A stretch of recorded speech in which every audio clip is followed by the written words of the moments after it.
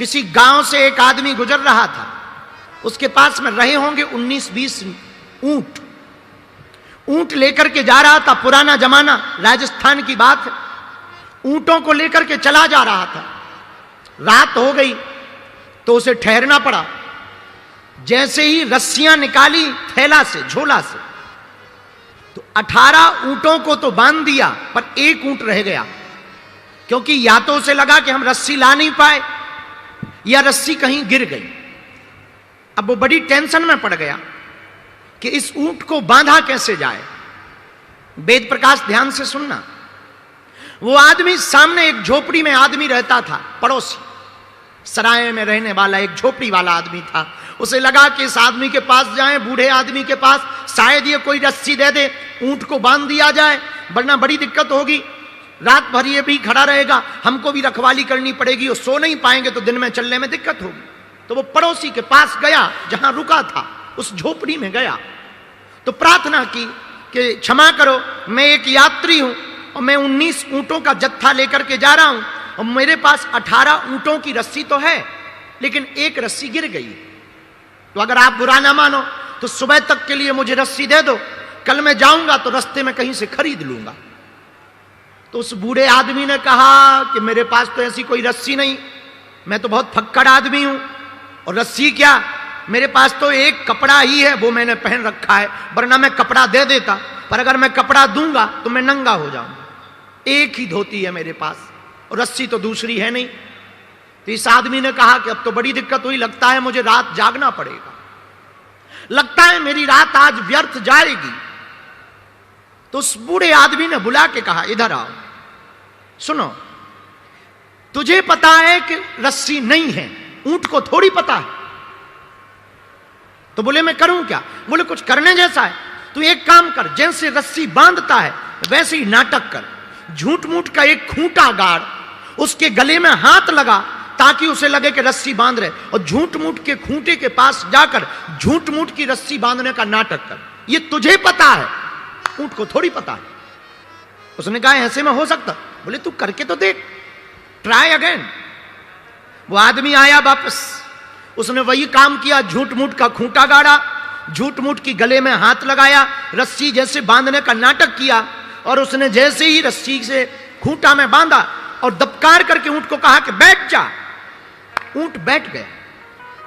इसको लगा कि बहुत अच्छा उपाय है, बड़ा प्यारा उपाय है, और पूरी रात आराम से गुजर गई। सुबह हुआ तो बाकी 18 ऊंटों को उसने रस्सी खोली, रस्सी थैले में फिर से भरी। अब 19वें ऊंट को वो 1 घंटे तक उठाता रहा, वो उठे ही ना। अब ये आदमी बड़ा परेशान, ना वो चले ना वो उठे। तो इस आदमी को लगा कि हो सकता है जो बूढ़ा दादा रहता है झोपड़ी में, वो कोई तंत्र मंत्र जानता है, और उसने रात को कोई ऐसा तंत्र मंत्र बता कर दिया है कि अब ऊंट उठ नहीं रहा। तो वो भागा भागा गया कि क्षमा करो, मैं रात को भी आया था, मैं सुबह फिर आ गया। तो बूढ़े दादा ने कहा कि क्यों आए हो? बोले बड़ी बात तो कुछ है नहीं, आपने रात को जिस ऊंट को झूठ मूठ की रस्सी बांधने को कहा था मैंने किया, और आपकी कृपा से काम तो सफल रहा, लेकिन अब एक नया लफड़ा फंस गया। बोले क्या? मैं सुबह से 2 घंटा हो गया ऊंट को उठाने की कोशिश कर रहा हूं, वो उठ नहीं रहा। तो बूढ़े दादा ने कहा कि अरे मूर्ख, अरे पहलवान, तूने जैसे रस्सी बांधी थी वैसे खोल तो उस आदमी ने कहा कि जब बांधी ही नहीं थी तो खोलूं क्या? बोले यही तो मैं कहना चाहती हूं, जो बांधी थी वही खोल दे। और आदमी वापस आया, उसने ऊंट की रस्सी खोली, और ताज्जुब ये रहा कि ऊंट उठ भी गया और चला भी। अब बताओ, रस्सी थी भी नहीं और रही रात भर, रस्सी खोली भी नहीं और ऊंट खुल गया। यही वेद प्रकाश तुम्हारा और हमारा हाल है, और पंचकुला के पागलों, यही तुम लोगों का हाल है। हमने झूठ मूठ के रिश्तों को अपना रिश्ता बना लिया है, तो हम लोग फंसे हुए हैं। ये रिश्तों की डोर को तोड़ दी जाए। इस दुनिया में कोई भी बंधन है नहीं है, न किसी से कोई बंधन है। हमने मान लिया तो बंधन है। तो तुमने पूछा कि बंधन से मुक्त कैसे हूं? एक ही उपाय है, अगर तुम कहीं बंध गए हो तो तुम मुक्त होना भी प्रारंभ करो कि इस दुनिया में कोई अपना नहीं है। इसलिए अक्सर हम एक गीत की लाइनें बहुत बोलते हैं, नाता एक राम जी से, नाता एक राम जी से, दूजा नाता तोड़ दे, आशा एक राम जी से पर दूजी आशा छोड़ दे। नाता एक। अगर आपको अपना संबंध बनाना ही है, नाता जोड़ना ही है, तो वेद प्रकाश राम जी से नाता जोड़ो। राम जी से नाता जोड़ोगे सब अपने हो जाएंगे। तुम संसार से नाता जोड़ोगे, फुटकर फुटकर फुटकर बनाते ही रहोगे अपने, और एक दिन सब ताश की गड्डी की तरह बिखर जाएंगे। लेकिन अगर तुम राम जी से नाता जोड़ लोगे तो तुम्हें दुनिया को अपना बनाने की जरूरत नहीं है, पूरी दुनिया तुम्हारी हो जाएगी। और आपने पूछा कि बंधन की मुक्ति का उपाय क्या? बंधन की मुक्ति का यही उपाय है। फिर भी हम एक सूत्र दे देते हैं। अगर तुम लोग हमारी आज की ये कथा सुनोगे तो शायद बहुत लोग सन्यास लेने की सोच लें, तो हम तुम्हें सन्यासी नहीं बनाना चाह रहे, वरना तुम्हारी लुगाइयां हमारे ऊपर FIR करेंगी कि बागेश्वर बाबा की कथा सुनने गए थे और बाबा ने छुड़वा दिया घर बार। नहीं नहीं नहीं, हम आपको एक उपाय और दे सकते हैं। अगर हमारी अब तुम मानो तो तुम घर में भी रहोगे और भगवान के भी रहोगे, लुगाई के भी रहोगे और भगवान के भी रहोगे, बच्चों के भी रहोगे और भगवान के भी रहोगे, संसार के भी रहोगे और परमात्मा के भी रहोगे, महात्मा के भी रहोगे और परमात्मा के भी रहोगे, अपने निजी लोगों के भी रहोगे और सबके रहोगे। अगर वो उपाय जानना चाहते हो तो एक सूत्र है, जिंदगी में उतार लेना। तुम तन से संसारी हो जाओ, मन से सन्यासी हो जाओ।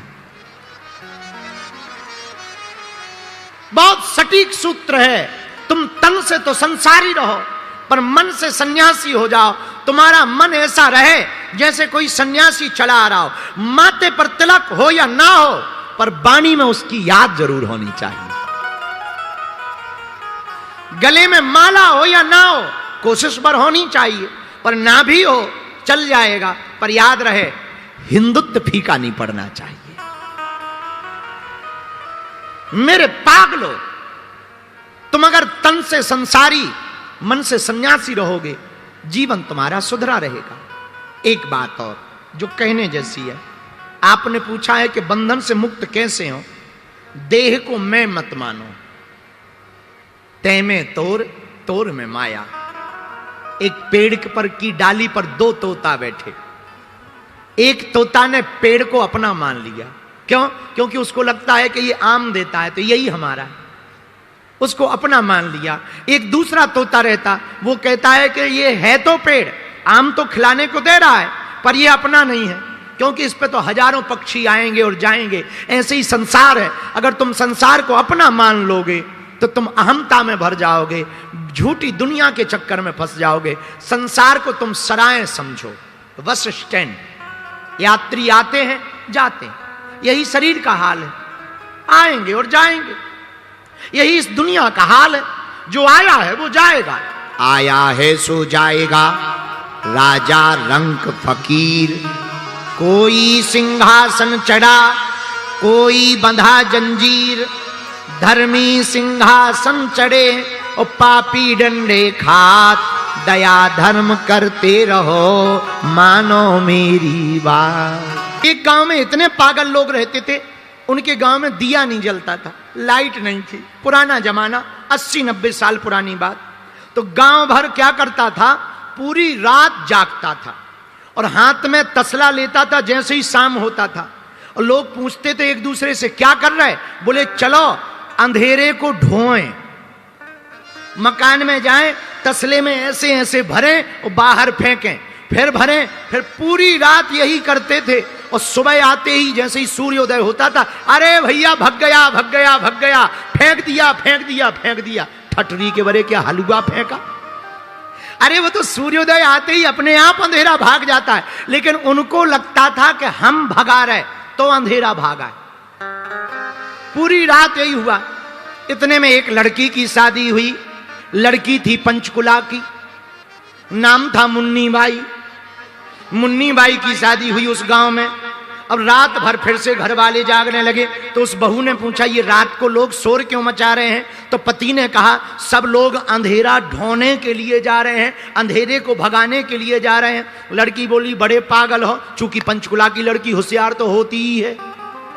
बड़े पागल हो, कहीं अंधेरा ढोया जाता है? पति बोला चुप रहे, हमारे दादा परदादा करते रहे, तू आके मुंह चला रही। वो कुछ ना बोली, बेचारी समझदार तो थी। दूसरे दिन उसने कुछ नहीं किया, 4 बत्ती बनाई, थोड़ा सा घी डाला, और जैसे ही अंधेरा हुआ सो दिया को जला दिया, और जैसे ही जलाया हा पूरा घर खुश हो गया। वाह भैया वाह, गजब की बहू आई है, हम लोगों को अंधेरा नहीं ढोना पड़ रहा, अंधेरा भाग गया। दूसरे दिन गांव वालों ने पूछा भैया आज तुमने अंधेरा नहीं ढोया, आवाजें नहीं आई? बोले हम तो भैया सोते रहे, बहू ऐसी आई कि वो ऐसा चमत्कार करती है कि अंधेरा चला जाता है। लोगों ने बहू से पूछा मंत्र बताओ, अरे बोले मंत्र वंत्र कुछ नहीं है, दिया जलाओ अंधेरा भाग जाएगा। ऐसे ही तुम अपने अंदर में अज्ञान का जो अंधेरा रख रखे हो उसको लेकर टेंशन मत लो, हनुमान जी के ज्ञान के प्रकाश का दीपक जलाओ, अंधेरा अपने आप भाग जाएगा।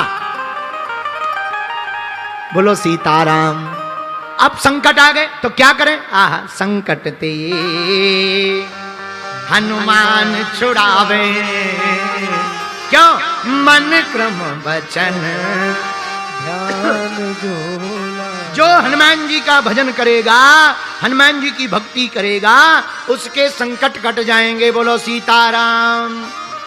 जोर से बोलो, और जोर से बोलो। तो संकट काटने के लिए, संकटों को मिटाने के लिए हनुमान जी देखो क्या है।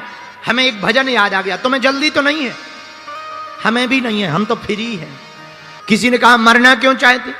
अरे जिन नेत्रों से रघुनाथ जी को ना देख पाए वो शरीर तो छोड़ देना चाहिए, जीने से क्या फायदा। और कितनी अद्भुत बात है, जिस व्यक्ति के जीवन में भक्ति ना हो उसका जीवन किसी काम का है क्या? ऐसे समझो, नदी हो पर नदी में पानी ना हो तो क्या नदी किसी काम की है? बोलो हाँ या ना। अरे बोलो। अच्छा, कोई व्यक्ति या स्त्री बहुत सुंदर हो लेकिन नाक कटी हो, किसी काम की है? बोलो हाँ या ना। अच्छा, तीसरी बात, मिठाई हो पर मीठी ना हो, मिठास ना हो तो क्या उसे मिठाई कहोगे? बोलो हाँ या ना। अच्छा, चौथी बात, रात हो लेकिन अंधेरा हो ना तो क्या उसे रात कहोगे? हाँ या ना। नहीं। विद्यालय हो पर विद्या ना पढ़ाई जाती हो तो क्या विद्यालय कहोगे? भोजनालय हो पर भोजन ना बनता हो तो क्या उसे भोजनालय कहोगे? मंदिर हो पर मूर्ति ना हो तो क्या प्रणाम करोगे? नहीं। उसी प्रकार इंसान हो लेकिन इंसानियत ना हो तो क्या इंसान कहोगे? नहीं। उसी प्रकार इंसानियत हो पर भगवान की भक्ति ना हो तो क्या उसे इंसान कहोगे? नहीं। जैसे पानी के बिना नदी का महत्व नहीं, शंख के बिना आरती का महत्व नहीं, पुरुष के बिना स्त्री का और स्त्री के बिना पुरुष का महत्व नहीं, पुत्र के बिना मकान का महत्व नहीं, गुरु के बिना शिष्य का महत्व नहीं, भगवान के बिना भक्त का कोई महत्व नहीं, उसी प्रकार भक्ति के बिना जीवन का कोई महत्व नहीं है? भक्ति नहीं तो जीवन किस काम का? भक्ति जीवन में नहीं आवे प्रिय श्रोताओ तो जीवन मिलना ना मिलना। अच्छा, तुम क्या इसीलिए पैदा हुए हो कि जन्म लिया, बड़े भय, पढ़े बड़े और पढ़े, पढ़ने गए, बीए की, नौकरी की, लुगाई मिली, बच्चे भय और मर गए? क्या इसीलिए तुम्हारा जन्म हुआ? ना ना ना, केवल इसलिए जन्म नहीं हुआ। बोले फिर किस लिए जन्म हुआ? संत कहते हैं मेरे पागलो, भगवान ने जन्म तो भगवान को पाने के लिए जन्म दिया है। जीते जी भगवान को जान जाओ, जीते जी भगवान को पा जाओ। अब तुम लोगों ने वृथा जीवन बहुत खो दिया भैया, बहुत समय गवा दिया। रात गवाई सोए कर, दिवस गवाया खाए, हीरा जन्म अनमोल था कौड़ी बदले जाए। व्यर्थ गवा रहे हो, सो कर गवा रहे। कुछ लोग खा खा कर गवा रहे हैं, अपना खा रहे, दूसरे का भी खा रहे, और तीसरे का भी खा रहे, घर भर का खा रहे, समाज का खा रहे, देश का खा रहे, फिर भी पेट नहीं भर रहा है, फिर भी खा रहे, फिर भी खा रहे। उनसे कहो जो खाना चाहिए वही खाओ। नहीं, आदमी एक ऐसा है। अच्छा, तुम कभी विचार करना, एक बात बताओ, शेर कितने भी दिनों का भूखा हो, 1 महीने का, 2 महीने का, तुम उसके सामने पिज्जा रख दो, खाएगा क्या? बोलो। हाँ या ना? अच्छा, गाय कितने भी दिन की भूखी हो, मांस रख दो, क्या खाएगी? बोलो बोलो। नहीं। शेर पिज़्ज़ा नहीं खाता, गाय गंदा भोजन नहीं खा सकती, और आदमी कुछ भी धर दो सब खा जाता है। एक आदमी ऐसा है, कुछ भी धर दो सब खा जाता है, और ज्यादा समझाओगे तुम्हारा भेजा खा जाएगा। हाँ, ज्यादा उसे ज्ञान दोगे तुम्हारा भेजा खा जाएगा। आदमी बहुत विचित्र है। इसलिए हम एक प्रार्थना तुम लोगों से करना चाहते हैं। आज हम एक बात पढ़ रहे थे, है तो थोड़ी सी कड़वी, पर बुरी लगे तो लगने दो। हमें क्या करना? आजकल सांप बेरोजगार हो गए, सांप बेरोजगार हो गए। तो हमने सांपों से पूछा, पंचकुला का ही था हम, हाँ, सांप तो पंचकुला में ही पाए जाते हैं। हमने सांपों से पूछा, आजकल तुम काम धाम नहीं करते? सांप बेरोजगार हो गए क्योंकि कुत्ते काटने लगे, और कुत्ते भी आजकल काम नहीं करते हैं क्योंकि आदमी के तलवे चाटने लगे। हाँ, सांप काटते नहीं है, बेरोजगार हो गए। हमने पूछा क्यों नहीं काटते? बोले आदमी ही इतना आदमी को काट रहा है कि हमारे जहर की जरूरत ही नहीं। आओ, सांप कह रहा है कि हमारे जहर की जरूरत नहीं, आदमी ही आदमी को काट रहा है। मेरी प्रार्थना है हाथ जोड़कर, तुम अपने बच्चे को बीए पढ़ाओ, एमए पढ़ाओ, पीएचडी पढ़ाओ, डीएड करवाओ, बीएड करवाओ, शिक्षा में भेजो, कलेक्टर बनवाओ, आईपीएस बनाओ, पर एक प्रार्थना है, उनको सबसे पहले इंसान बनाओ, कट्टर हिंदू बनाओ। भैया, तुम्हारी बेटी या बेटा पढ़ लिख कर बड़ा हो गया, लेकिन अगर वो इंसान नहीं बन पाया तो उसकी पढ़ाई लिखाई नौकरी किसी काम की नहीं है। तुम्हारी बेटी या बेटा तुम्हें छोड़कर चले जाएं, उसे संस्कार ना दे पाए कि तुम्हारे साथ रहें, उसकी पढ़ाई और तुम्हारी मेहनत किसी काम की नहीं है। तुम अपने बच्चों को खूब पढ़ाओ, पर उनको संस्कार देना मत भूलो, ताकि बच्चे बड़े होकर के हिंदू नहीं कट्टर हिंदू हो जाएं। और तुम्हारी बेटी या बेटा, कई देश के घर बर्बाद हो रहे हैं, बुरा मत मानना, इस देश के हजारों घर बर्बाद हो रहे हैं। बेटियां दूसरे मजहब वालों पर भरोसा कर रही हैं, दूसरे मजहब वालों को स्वीकार कर रही हैं। भैया, हम प्रार्थना करते हैं, अपनी अस्मिता को बचाए रखो, अपने देश को बचाना है। देश का नाम हिंदुस्तान है, हिंदुस्तान को बचाना है तो हिंदुओं को बचाना जरूरी है।